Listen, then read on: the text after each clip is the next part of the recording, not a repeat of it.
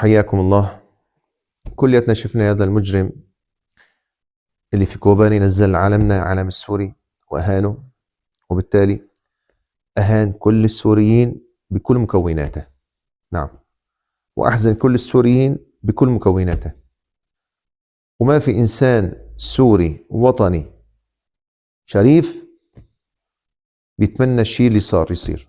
بالعكس، والله تألمنا يعني أشد أنواع الألم. ليش؟ لأنه هذا المجرم بفعله هذا بيولد فتنة كبيرة، والله عز وجل قال الفتنة أشد من القتل، وقال الفتنة أكبر من القتل. نعم، هذا الشخص كردي، نعم، بس لا أكون شغلة ما بيمثل إلا نفسه، وبيمثل الناس اللي بتشد على إيده مين ما كان يكونوا.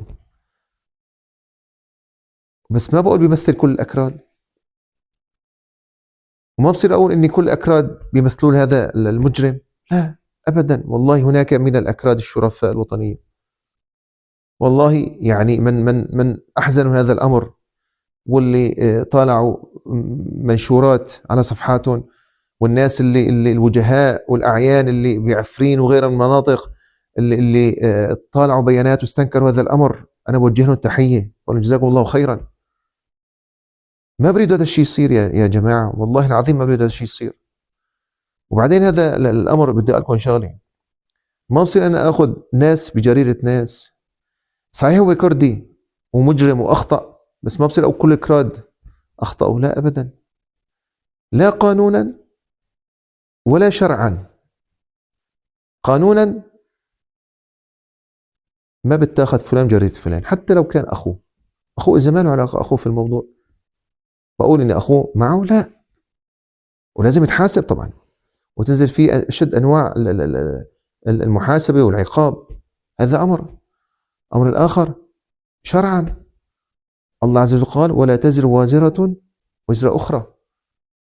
فندير بالنا يا إخوان، الله يخليكم. سوريا بحاجتنا جميعا، بحاجة الكلمة الطيبة، الكلمة الطيبة. يا أصحاب المنصات، يا أصحاب الصفحات، يا مؤثرين، أسألكم بالله، بعرف أن الموضوع صعب وألمنا جميعا. بدنا نحن نحاول يعني نشتغل أن ما يكون في فتنة، بدنا نحاول نشتغل أن يكون مع بعض إيد واحدة. نحن لازم نكون إذا نشوف في موضوع بده يصير فيه فتنة كبيرة، لازم نشتغل إنه نطفي الفتنة، مو شغلة يا جماعة. فأسأل الله العظيم رب العرش العظيم أن يجنبنا الفتن ما ظهر منها وما بطن، وأن يجعل السوريين جميعا